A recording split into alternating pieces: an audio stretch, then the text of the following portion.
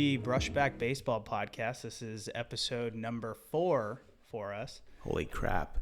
We actually made it to 4 episodes. It's amazing. We got more than 3 listeners, which is amazing.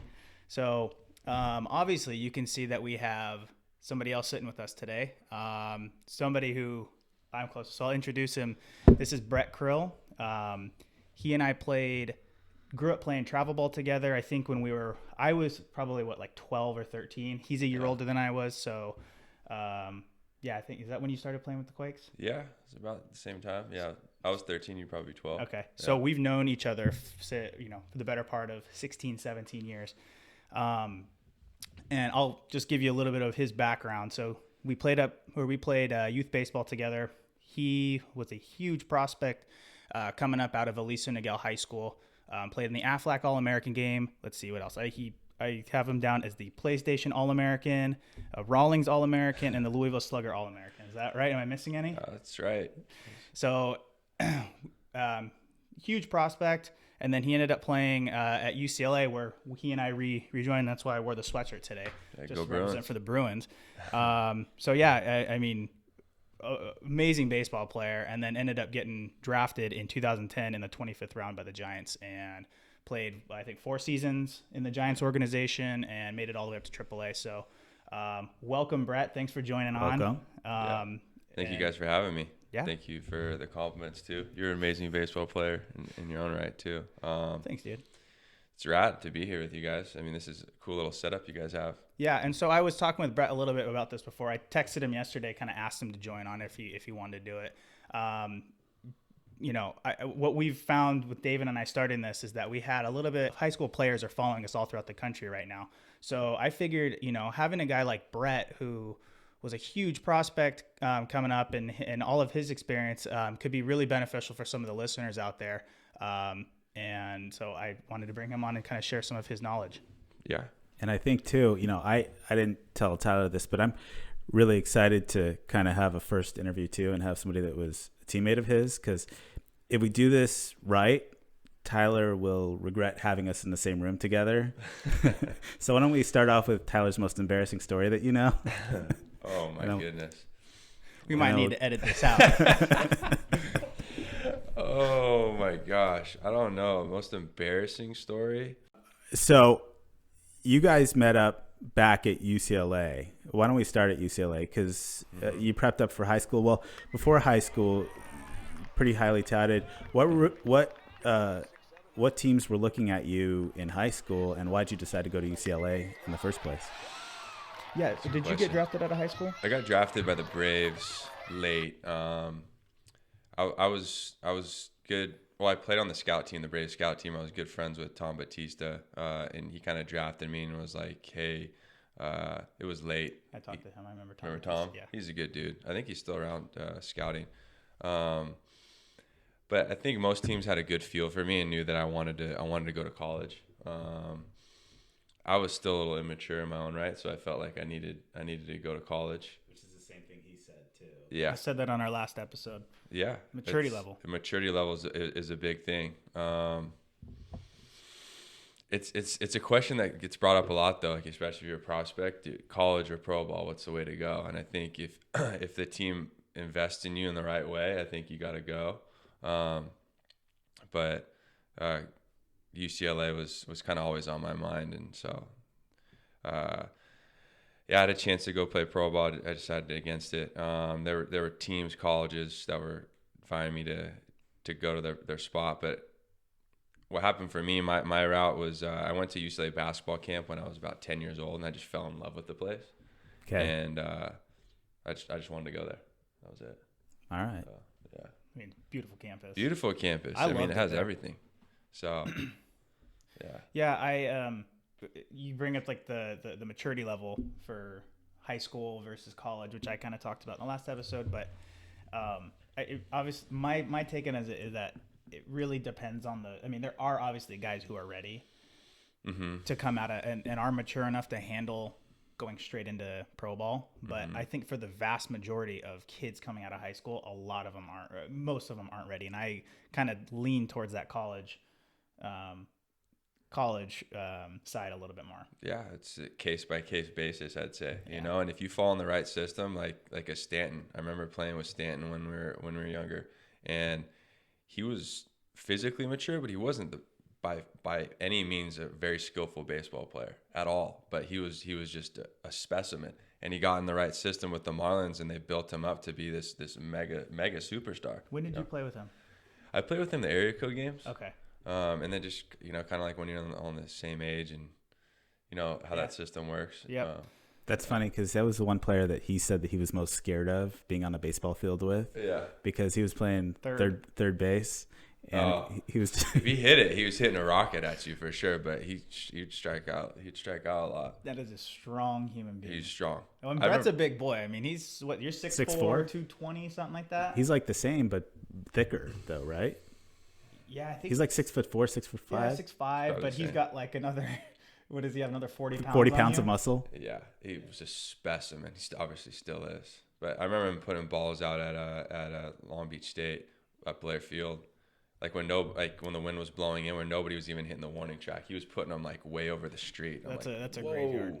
So that's a guy. Got some tools there that, you know, some of these scouts will like. And so you went to so you're going to UCLA now, and it's a pretty good program, but like you said, you'd make it to the super regionals, but just not make it past it for the most part until 2010 or 2011? 2010. 2010. His junior year, my sophomore year. And then so you had the famous home run with Tyler in the, what was it, top of the ninth, the bottom of the ninth?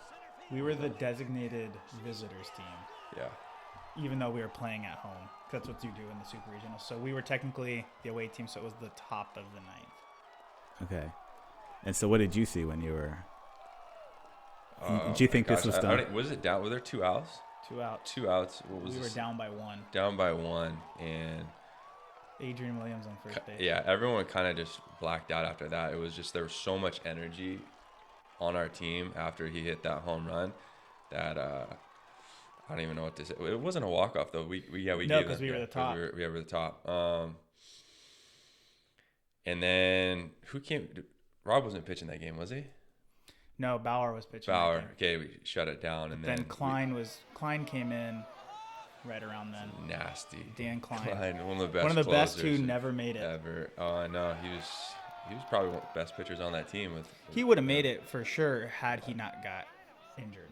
I agree. He had arm trouble, but stuff. I mean, he was, just an absolutely really good curveball, really good changeup. Had command. He was what you wanted in a pitcher. I think that it doesn't get discussed enough, like how good a shutdown bullpen is. Oh yeah. You know, like we obviously had the guys like Cole and Bauer who were amazing pitchers in their own right, but our bullpen was just like so locked down that you can trust like they're gonna finish every game.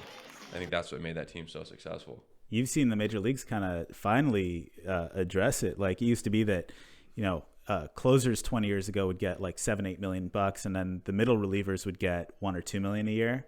And now finally, even middle relievers are getting like $8-9 million a year versus good closers who are getting 12-13. So they're recognizing the value of the 6th and 7th and 8th innings to bridge it. Because if you can do that, you got a 6-inning game on your hands. It makes it much more different, you know. In a hitter's perspective, a lot of times you're thinking about, okay, let's get this starter out and let's get into the bullpen. But if you have a guy that's nasty in the bullpen, you're like, let's just stick with the starter a little bit longer. Yeah. So that's crazy. I wanted to bring it back a little bit more to kind of your early days with baseball, just to kind of connect with some of the listeners maybe. Can you talk about just how you kind of got into baseball? What you like about it? I know he was a really good basketball player too. Thank you. And why you chose baseball over basketball? It's a good question. I just love playing sports and being outside. You know, I know you and I have now reconnected like with surfing, which has been super nice to have that outlet. But sports have always kind of been an outlet for me. You know, I love going to school and whatnot, but being able to be outside and be with friends and compete and kind of have fun was always been a big part of my life. It's kind of like how I was raised a little bit too. My dad played basketball at Texas A&M, so he kind of from the get-go we were shooting hoops in our yard, kind of like what the setup you guys got. You know, we're just around the house and letting playing them sports. go wild. Yeah, and then kind of see where it takes you. I wasn't ever like, you have to do this, and some parents like, well, you have to play this sport and that. It's like, kind of like give them the freedom to choose what they want, and then see where your skill sets lie, and you get to a point in high school where okay, maybe you got to start taking it a little bit serious. You don't get to enjoy the summers as much. You don't get to go out in the water as much. You don't get to go snowboarding because you start becoming really skilled. But yeah, I started playing catch with my dad, and I just always was wanting to work on my knuckleball with him. It's nice. Like I formed a healthy attachment to the game, and just carried me through. Yeah. Yeah, it's interesting. You talk about the sacrifice that, as youth growing up, you're going to, play for fun. And then I think for me, it was kind of similar. As soon as I kind of got to high school, it was more of when I was having to like sacrifice the other things that I might have wanted to do. I know that I didn't have, I think until my junior or senior year, until I kind of like locked up that I was going to college and had a scholarship, I didn't have much of a social life. I mean, I did. I hung out with friends and I still did things, but there were definitely a lot of things I had to sacrifice that I couldn't go to. And surfing was another thing I loved to do, but I kind of picked baseball over that. I know you did too. So important, I think, for some of the people listening to, understand you're going to have, if you want to go play at the next level, probably, in college, there's going to be tons of sacrifice. But you got to keep it fun too at the same time. I mean, you have to keep it fun. If you get burned out, you're just. Well, I mean, I don't know about you. How many you guys seen guys get burned out, like growing up in our area? Like maybe some really talented players that just weren't. They're just like, I'm over it. I can go do other things. Yeah.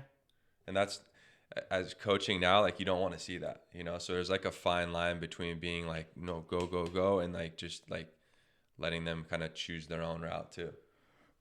Can you talk a little bit about, for Brett, he is been around the youth baseball scene after he was done playing. So he coaches, what, a 14 or 13 under travel team? 13, yeah. 13. And then you also coach at one of the high schools around here in Dana Hills High School. So can you talk a little bit about for me, it was kind of interesting. We're at the younger youth baseball scene, David and I, our sons are 7. Mm-hmm. So we're still on like the very kind of early, getting into some of that. It's starting to ramp up a little bit. We got first practice today, by the way.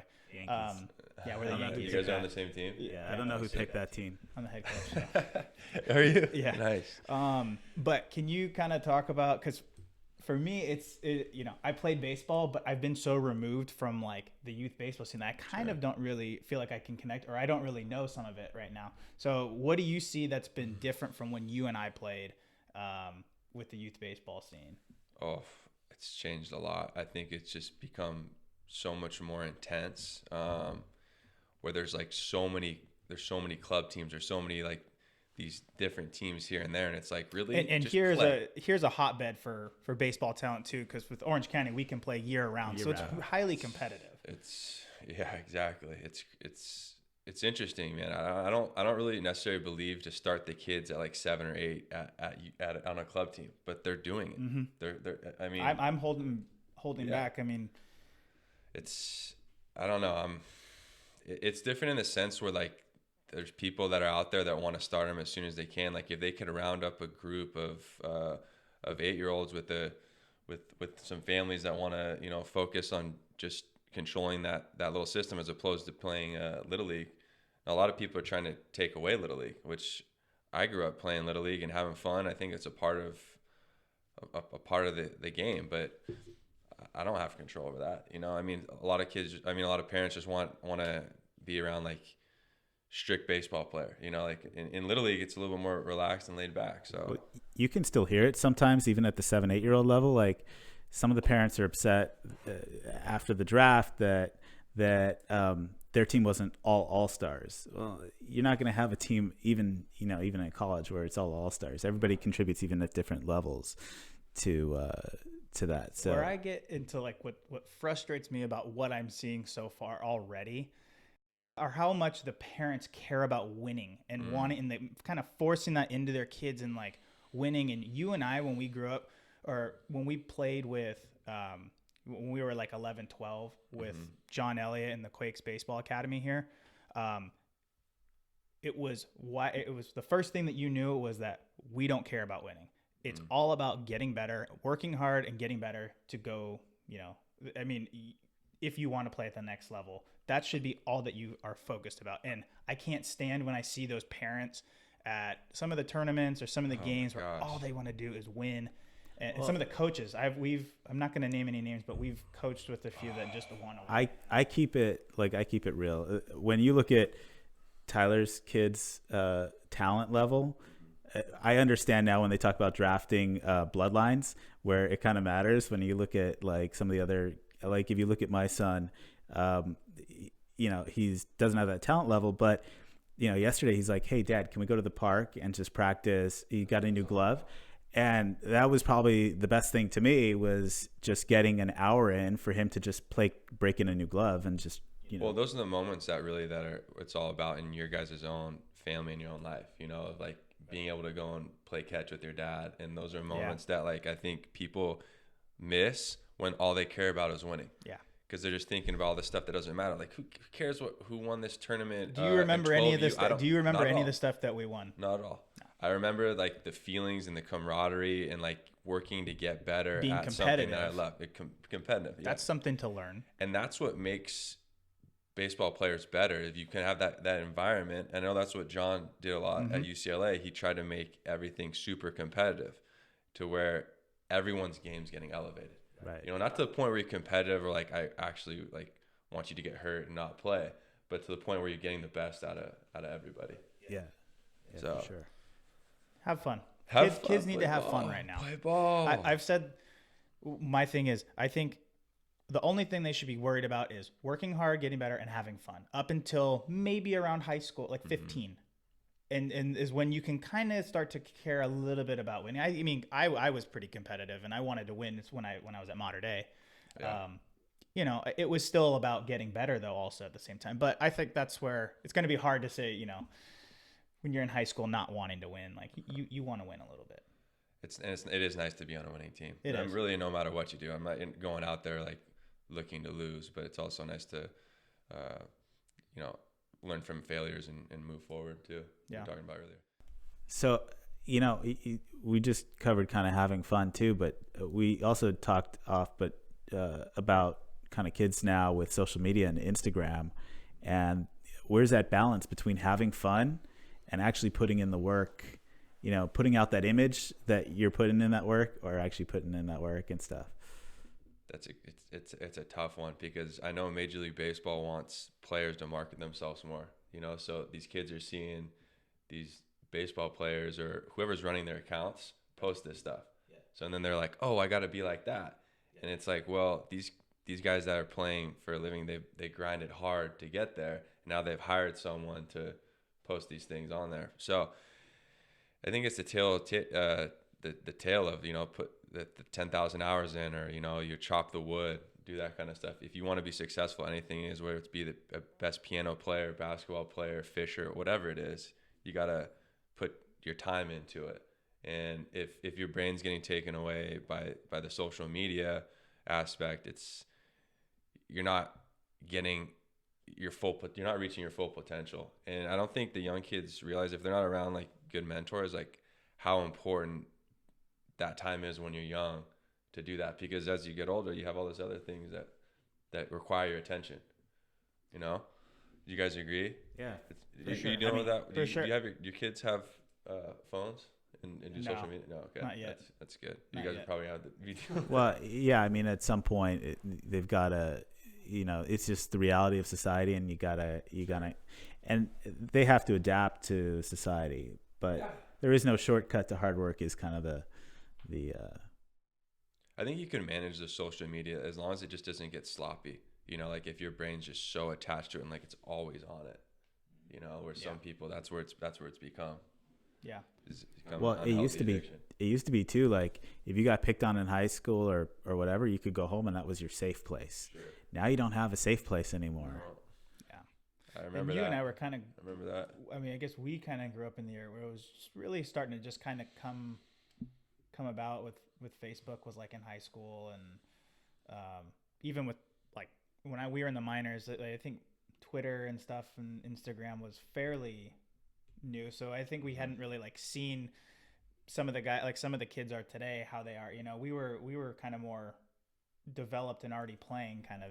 I didn't even have a Facebook until I set up our podcast account. I went from MySpace. Not really. I went from MySpace and I jumped right to Instagram just from the pictures standpoint. I didn't like Facebook, but yeah, Twitter for baseball is all I do. Like 80% of my Twitter feed is baseball. Quick. Yeah. That one's quick, so it's good for news. It's good for news.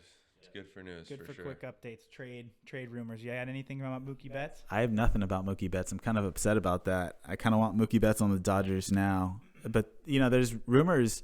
It sounds like it's pretty much done that Mookie's gone. He's going to the Dodgers or Padres or on Cardinals. I think need an outfielder too if they swoop in last second. But Mookie for sure is gone. Arenado, I still think is gone. Bryant, I think he's gonna go. They're talking St. Louis probably. Yeah. That's probably the big rumor. And then the Rays traded one of their best pitching prospects to the Cardinals, and the thought was that they'd flip him for Arenado. The lefty. What's his name? Honeycutt or Honey. Not that lefty? He's a lefty pitcher. I think it was like top 50 prospect. I don't know. I'd have to look it up. But, and then you talk about Chris Bryant. Chris Bryant, too, he lost his arbitration case last week, which means that he's got 2 years before free agency instead of 1. And that was really a test case by Scott Boras before the player's contract gets renewed at the end of the 2021 season. He really was just testing it out, but he was ready, and the Cubs played a service time game with him, and so they'll probably sort it out, but he's probably going to some team that's not the Cubs. So whoever gets him will be stoked. He's a damn good player. It's just funny to me. I mean, you bring up some of the things, I kind of haven't really paid attention too much to some of those things, as a player. I just kind of, when I watch baseball and look at stuff, I look at how guys are playing and what they're doing. I kind of, I know that you bring up a lot of those things that I would have never thought about. And I know that matters a ton. It's just funny to me because, I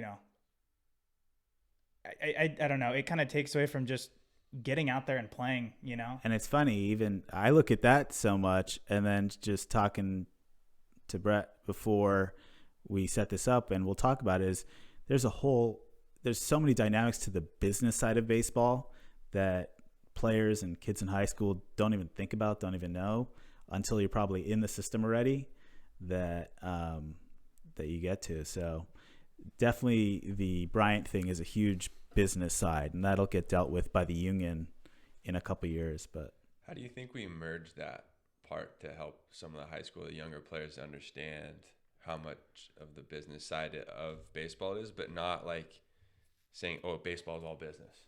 Well, why don't we give them kind of from the point of where you got drafted to where you quit baseball, really what your path was, and then we'll talk about the business side of it, and then kind of merge how even if we give kids one or two bits of information, it's a bit or two of information that they don't have to kind of get that.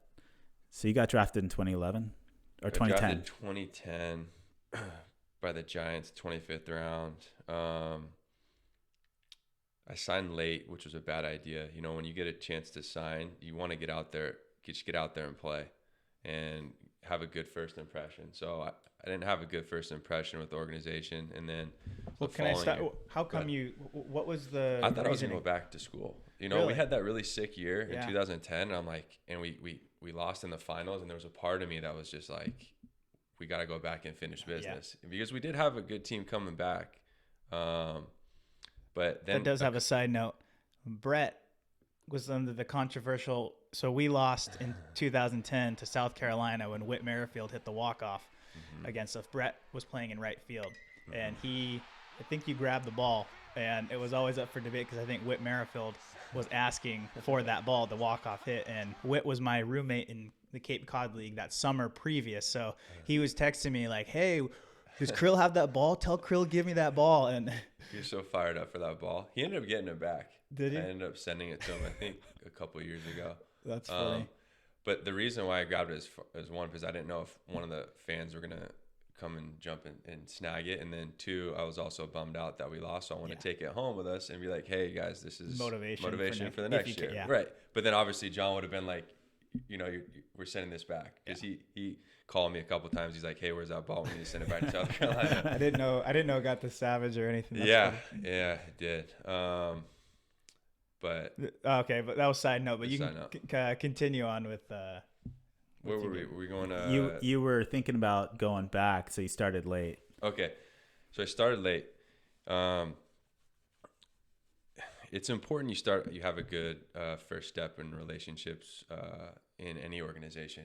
You're right when you get into college. You want to start well. You want to show people that you're ready to get after it. And so I kind of signed late as a 25th rounder. Most of the management there was like, you're kind of a kook, like, what are you thinking? You should have jumped in short season. So I was there, they didn't play me. And then I had a good spring the next year. You hit pretty well though. I did pretty good, but they sent me to extended. I was in extended. I went spring training, balled out, did really well, but I didn't play that last season. They're kind of like teaching me a lesson, I see. So prove yourself. And extended is a whole nother thing where I don't think most youth players know what that is. You want to tell them what some of the youth players might not know what extended is. Did you go to extended? Yeah. No. Well, I mean, I do because I read about it, but go ahead. Extended spring training is basically for guys that don't make a team, but they don't get cut. So if you go and play in spring training, you compete, there's cuts each week at for random. the full season. For the full season teams, which yes.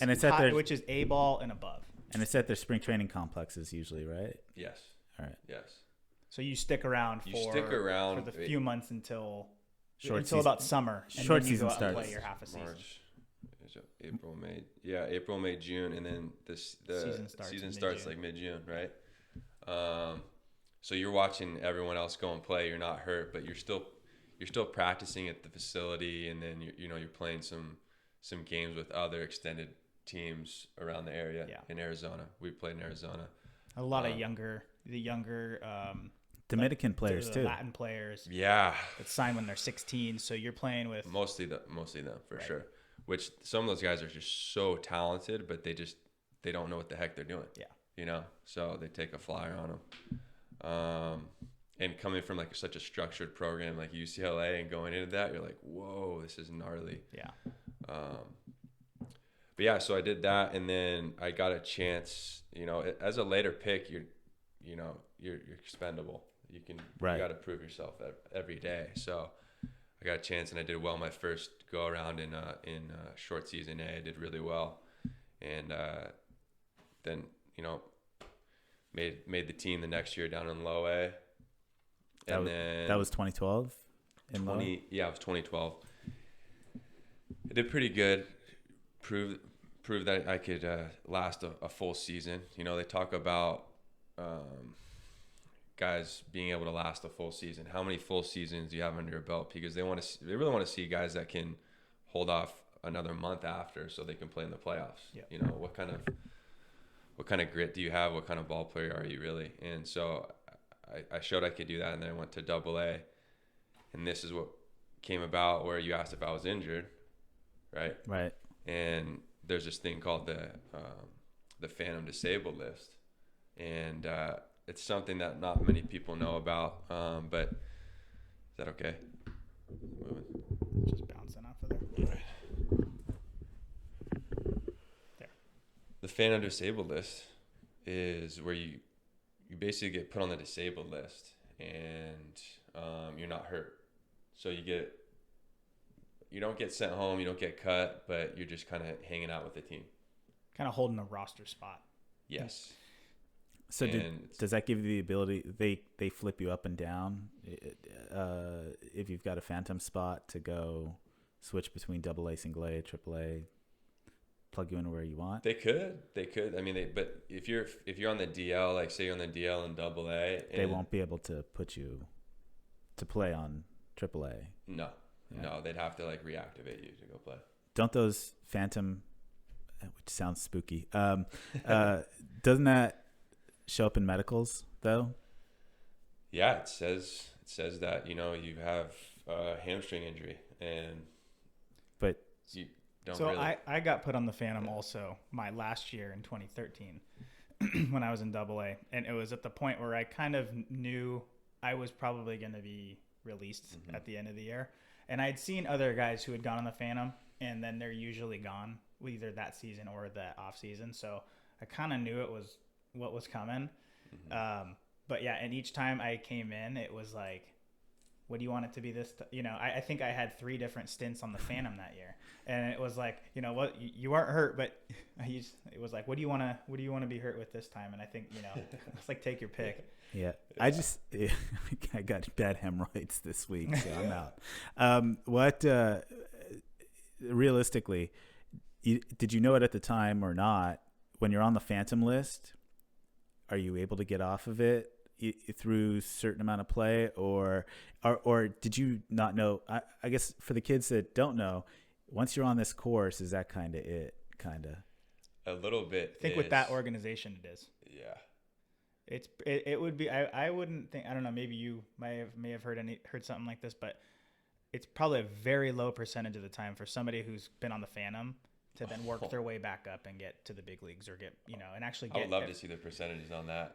Because I don't know, how often did you get to play when you were on the Phantom, or once you got off? I mean, once I got off, you'd really have to prove yourself. You almost get like a week to go and play, and if you didn't do well, you might have to be put back on the Phantom. I mean, psychologically, how do you handle that? Because the amount of pressure you're putting on yourself to try and get back on, and if you have a pitcher that that either walks you because you don't have the ability to show anything. Exactly. For me, it was tough because it was like you get it's really demoralizing. First of all, when you do that, like as a player, you're just like, as a hitter, you almost have to get yourself into bad hitters counts to get a ball that's somewhat showable, because otherwise, if you get a walk, you're not showing. And I think anything. a lot of times is you're not really like in AA, like you probably haven't, and you're on the Phantom and you come off, you probably don't have stats, so pitchers are going to come after you already.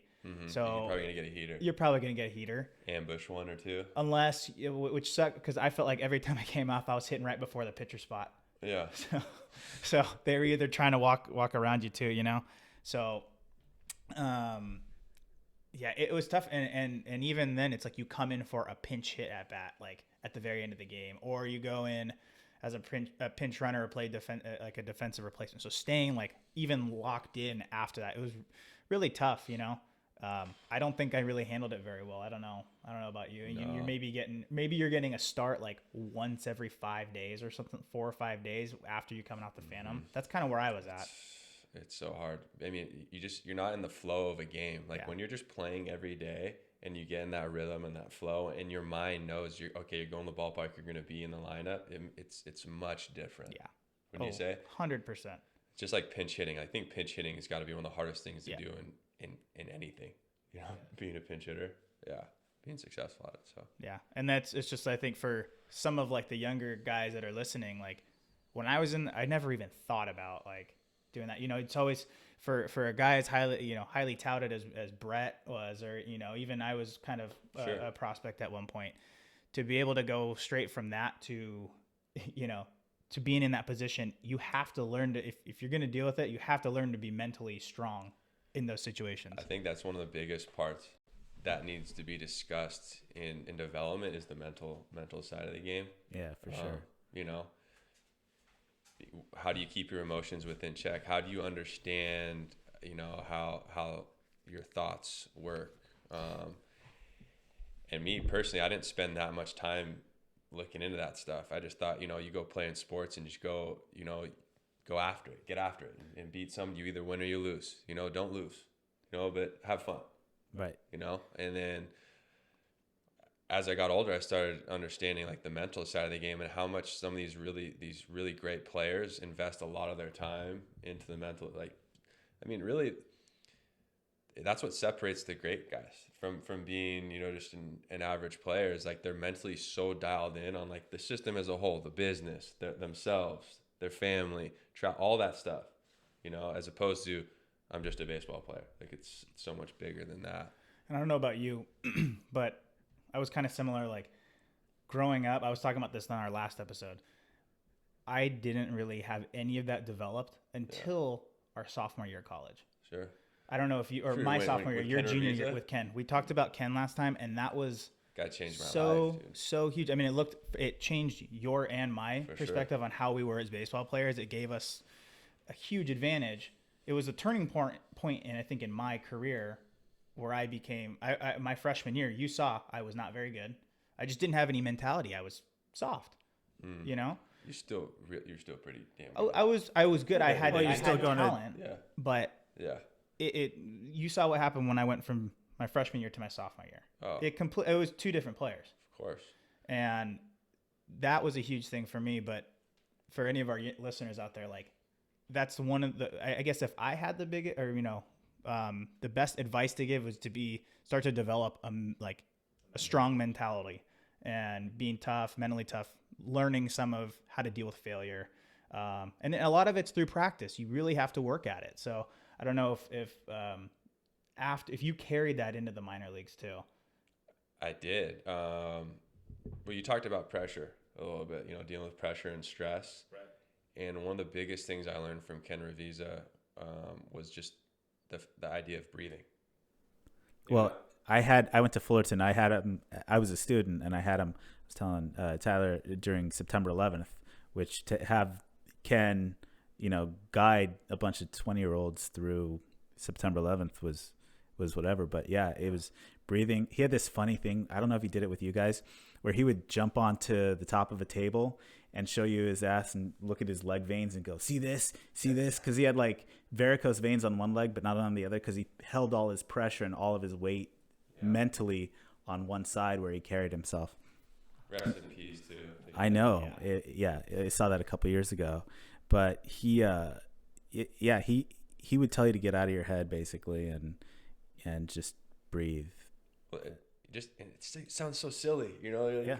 How is that going to help me? How's it going to help me? Well, it's like, when you're so competitive and like there's all these things you want to do and you're around these situations, can you focus on your breathing? Can you see your breath go in and out? And I think that is a tool within itself. When all this chaos is happening, can you focus on your breathing?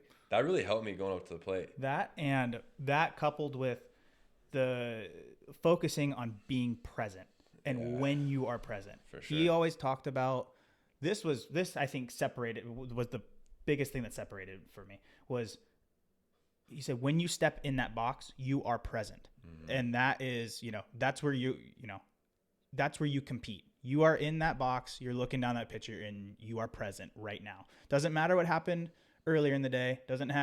Everything else is past. Doesn't matter what's going to go on next at bat, you know, in the field after the game. You're focused in right now on this pitch coming right here. This pitch. And that helped you, because then he's like, after that pitch goes by, step out and you can kind of zone off. You can kind of relax a little bit. But as soon as you get back in that box, lock in. Well, you know, he talked about too ego too. Your own ego. You know, I'm a top 10 outfielder. You know, and this guy's just some scrub relief pitcher. But it doesn't matter if that guy's got his location for one pitch. He's got you that. You know, and he's got his stuff that one pitch. He's got you. You know, you have at every single moment you have to get yourself out of that ego that you have about yourself. For sure. The ego clouds judgment, but a lot of our sports today are built off of these guys' egos. It's like a drive, right? You know, and I don't think that's the way to go. Yeah. But it's interesting, Ken, man, that guy was awesome. Yeah, that, and then also with using that to deal with the failure. And yeah, well, I think it's just a good place to be though, living in the moment. You know, then you stack up your life, like not just in baseball, just have as many present moments as you possibly can. Mm-hmm. I think you live a good life. It's funny though, because when you practice it and you work at that stuff, it really helped my game. And sure. I mean, I really took it to heart, especially when I was in college, and it helped dealing through some of the tough times when you're not feeling good. Mm-hmm. Which is funny because once I started struggling in the minor leagues, I had gotten away from that totally. Not like I had totally forgotten, but I didn't actively practice. It was more like a snowball effect where like I couldn't stop the wheels. Same. And it just, it's a tough thing. You have to actively practice it. I agree. It's mindfulness. Mm-hmm. You got to work at it. Yeah, for sure. So we kind of went over the pressure of it. But the other business aspect of it with this is you're a piece of property too of the team. If you've gotten yourself into this phantom situation, you've got this pressure on yourself. You can't just go to the A's if you don't feel like it's working out with the Giants. And if you don't show the Giants that you're working really hard towards it, some of the A's scouts can see that and don't want to pick you up. Oh, and they're all talking. It's a small world, Right. If they're going to pick somebody up, they're going to try to get as much info as they can. So if they can talk to another scout within the organization, and they hear one bad thing, he's not a hard worker, what pick you up? Right. Yeah, it's a really delicate balance with the business aspect of it. It's very true. Yep. You understand, like I I saw guys in the minor leagues that were, your high ground draft picks, and they had money invested in them. And as a front office and an organization, it makes sense. You want a return on your investment. Sure. You're going to want those guys to go up, and even if they're not, succeeding like you thought, you're still going to give them more opportunities and stuff. You understand that as a player. It's frustrating too when you also, because he and I we didn't have a lot of money invested in us. You're just disposable.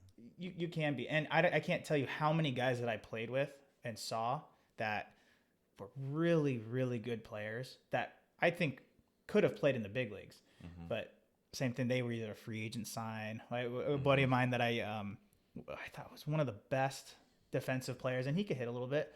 He said, I just signed for a handshake. And he was gone after 2 years. But that is the business side of baseball that a lot of people don't see. I mean, you probably saw it too. How many guys did you see that talent wise that could play in the big leagues? So many talented players.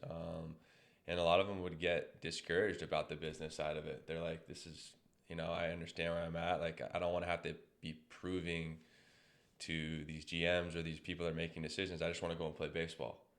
Mostly some of those are most of the talented guys that were just like, they just love playing baseball. And then like the business side kind of wore them out in a sense. It kind of gets you to that point of the mental side too, where they're kind of, it's like, they say to control the controllables. Yeah. They're just saying, screw it. I'm not even going to think about it. I'm just going to play baseball, and whatever happens, happens, Yeah.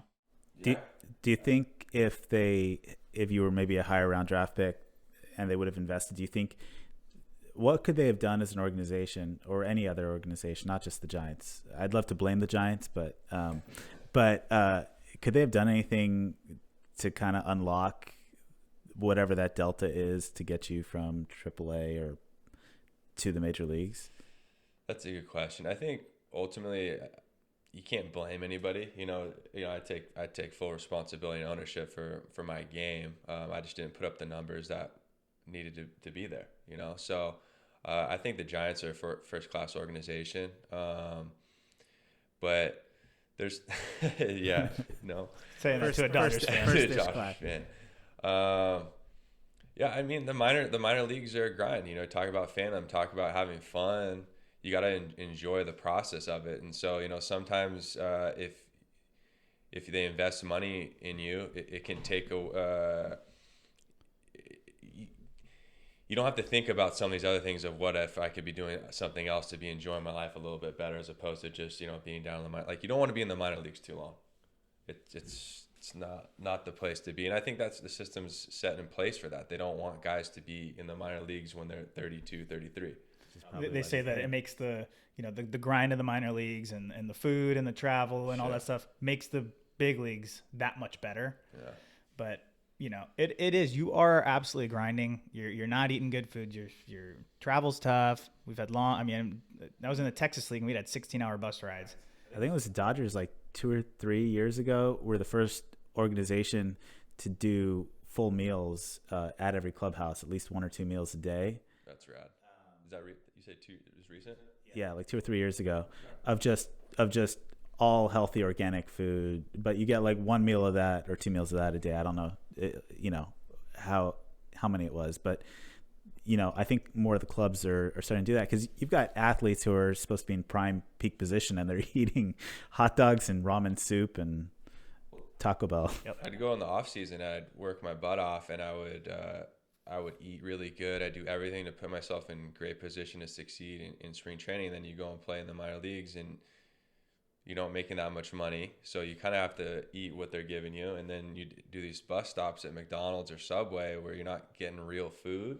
Right. And if you look at yourself as a piece of property or as an engine, like it's going to slug you down. Like it's just, we were talking about inflammation earlier. Like as an athlete, you can't be getting inflamed, or else you're going to get injured and you're not going to feel as great. Like when you go to the ballpark and you're feeling good, you're almost like, I'm invincible. Let's go. Well, and think game 120, Yeah. like your body's already hurting just from being out there. You're mentally and physically exhausted, but if you're not eating well too, I mean, it just doesn't help. It's a huge part of it is the eating. So if they could do that, what the Dodgers are doing across minor league baseball, I think it would even out the playing field, and you'd probably see some of those guys, maybe that are free agent signs, that like, because they're at least feeling good, that they'll push their way through. And you do see, or at least I did, within the Cardinals organization, is it got better each level you progressed. Oh, for sure. So like, you go to rookie ball, you're eating peanut butter and jelly, and if you're lucky, if you're one of the first ones in from BP and it hasn't been rated yet, but by the time I got to AA, it was awesome. The food was awesome. So it was a lot better. It's just the travel was tough, but at that point, you're kind of, they packed your bags for you. The clubbies packed their bags for you, loaded them on the bus. Maybe stupid, but double and AAA, you're flying most places. AAA, you're flying. Yeah, I didn't get to AAA. But Brett did. Flew a couple of times. Yeah, it was nice, but it was also a grind because you'd be done at a game at 10:30, you get home at 12, and then you have to be back at the park at like 3:30 for a 5 a.m. flight. So the sleeping aspect of it. Now that I'm done playing, I've realized how much recovery is so key. Like just with sleeping, the food, the relaxation, the mental part of the game. Like when you're kind of in this system, it's like almost go, go, go. Yeah. So if you can find a way to do all that recovery before, like when you're young, and realize how important that is, I think you'd be better off, especially if you're like a prospect and you want to do it. For sure. I don't know how some of those guys bounce around for 10 years in the minors doing that. Yeah, the guys that are but it feels good though. There was like a guy, John Lindsay or something, that was with the Dodgers like maybe 6-7 years ago, and he was 36, 37, and they called him up like for the last week of the season. Well, first of all, he gets like free health care for the rest of his life. For one game, right? Yeah, for one. You don't even have to show up in the game. You just have to be on the 25-man roster for that game.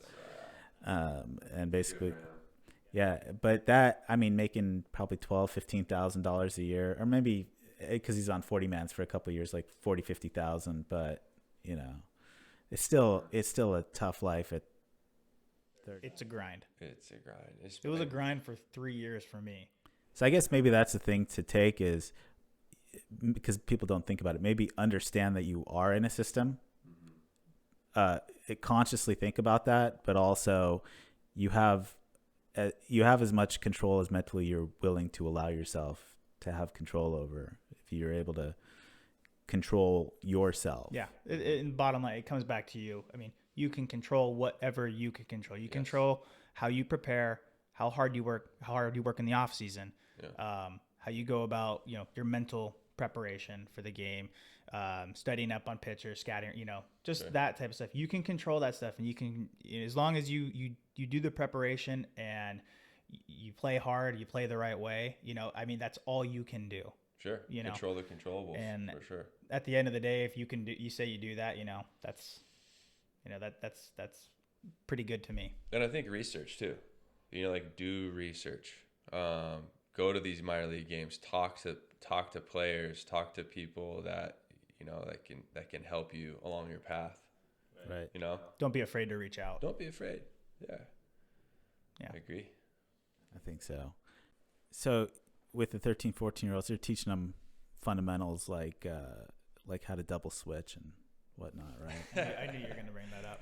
Good old double switch. I talked on the last one that when I got to AA, I mean, I knew what a double switch was, but I didn't really understand because growing up, you don't ever do any National League rules. You don't have pitchers hitting until you get to AA.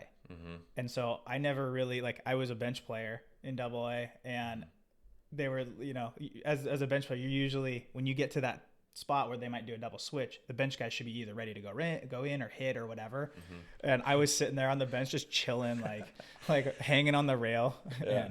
And Mike Schultz got up. He was the manager at the time, and he's like, "What are you doing?" Yeah. Yeah, he's like, but I didn't really, it's not that I didn't know what a double switch was. I was like, I didn't know what, as a player, what to do to prepare for that. Well, it's a part of being connected to those coaches too, of understanding when is this guy going to bring me in so you can be prepared. And I don't know about you, but it's hard just sitting there watching a game and not being into it. That for me, that's not where it's at, but it's a part of it to get an opportunity, because you go part of that double switch and then you go make a sick play or you hit a dinger and all right, now you're back in the good graces again. Yeah, exactly. So it's all about creating those opportunities for you. And it's difficult coming off the bench, and double switches are weird. Yeah. Yeah, generally. Might not be a problem though. No, if they have the DH, they'll probably. Are they have going to the do it? Probably. Nice. They should. Hey, how about this though? What did you guys hear that? I heard that for this year, the 3 batter minimum is going into effect. Yeah, it is. For sure. Yeah, it's already in place. I thought that was still up in the air, or being held up. I don't know how it helps the game at all, because the big thing that they talk about is making the game quicker. Mm-hmm. How is having a pitcher who's struggling for 3 hitters, who was only supposed to be in there 1 inning or 1 hitter, going to make the game any faster? If he's going to extend innings. Damn. Yeah, that's going to be interesting. Well, then you talk about, it eliminates those lefty specialists. A few guys are going to be out of jobs. Yeah. It's going to change the whole dynamic too. And then there's probably ways we're not even thinking about how they do pinch hitting now to accommodate a pitcher having to be forced to be in there for the following inning too. Yeah. This is just game management stuff that probably is going to have to get sorted out. Yeah. They're switching it up, doing the relievers. I was just surprised that they're actually going to do that, because I don't think it's going to help. I'm with you. I don't think it's going to help speed up the game that much. Even if it does, what's it going to shave off 5 minutes? Yeah. I was reading something else. If you want to speed up the game, do what you do now with intentional walks. Just don't have them run around the bases anymore. That'll save. Score. That's funny. So, I guess that's pretty much it. Other than, if I got to AAA and I was in the Giants organization, I would have probably gotten one of my kids' bats and painted it green and thrown it into the outfield and hope Pagan or Hunter Pence would have tripped on it. I would have made it, but.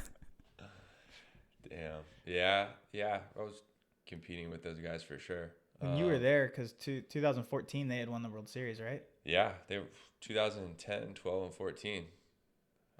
I watched the whole thing go down. Oh, that's right. Okay, yeah. 10, 12, and 14. How is it to be part of the organization when they're in that championship run? Do you feel it down? Oh, for sure. Yeah, for sure. Not as much as probably if you're in that clubhouse, but everyone's stoked, So I can't.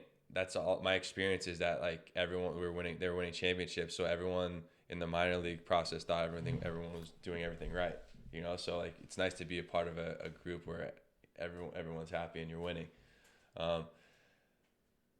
So there was definitely some trickle down effect, and with the Giants organization, they were big on growing talent for the most part, and it was mostly pitchers, homegrown. They would go and buy bats usually, but I think that's where the game's shifting too, where they're getting. Didn't some guy in AA get a $20 million deal? Yeah, the White Sox player. Yeah. Yeah, but he was the Cuban guy. Luis Robert. That he got it for the same service time issue that we talked about with Bryant to try and get around that. Yeah, so that makes sense too. Yeah, they did that thing with Longoria too. Yeah. Right. So, Did you ever think about going internationally when your stuff was done? I thought about it for a little bit. I was kind of sour on how everything ended, and so I wanted to just go and at least end it on my terms and go play and have some fun. There wasn't really many opportunities like in Asia or anything like that, or Korea. It wasn't for me. I went to Canada for a little bit and played there. Did you? Indie ball. Yeah. I didn't know that. Winnipeg. Yeah. The look at Gold this Eyes. baseball ref. And you talk about a grind in indie balls. You didn't play indie ball, did No. you? Yeah. I was saying I was recommend pretty bitter at how everything ended Sure. with the fandom. That seems and to all that. be the theme, though, with at least both of you, is what we talked about with it being fun. You know, there's a little bit of bitterness, like just It's with the tough system. because Brett and I both grew up. That was all. I mean, for me too. I mean, maybe not for Brett, but for me, I grew up and that's all I wanted to do. My whole life was surrounded around baseball, pretty much. You know, and I mean that was my dream. That was my passion. And then all of a sudden, it's like, I mean, I went from being a prospect to just done out on the Phantom, and talk about like flipping 180. You know. You had some good years too. With Yeah, the Cardinals, I played really, like my first 2 years were a year and a half. Were pretty good. I put up some good numbers. Yeah. And then I like you kind of alluded to, that mental side just kind of ate me up a little bit, and it snowballed, and I wasn't proactively working at it. So that's where I lost it.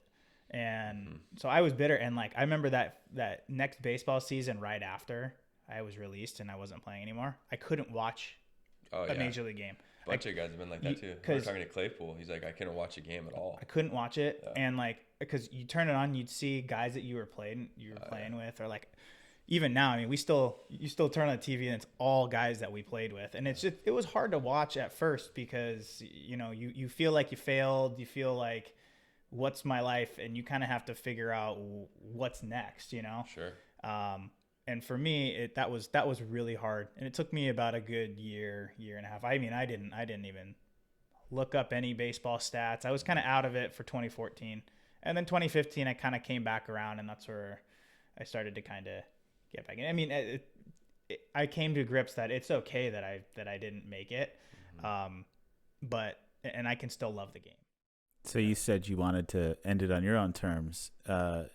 Did you get that more than him? His was more abrupt, or well, I went and played in Canada, and I realized that I just wasn't having fun playing anymore. Like, just the whole process to me wasn't enjoyable. So I knew my time was up. And then after you get released, you get 2 years to finish school. So I went back to finish my school, and that was actually really eye-opening for me as well, because when you're playing baseball, I know for our team, that's all we really thought about. Unless, you know, you were just a guy that was a part of the team and really cared about school. Obviously, we took care of it. But I went back, and baseball wasn't on my mind at all.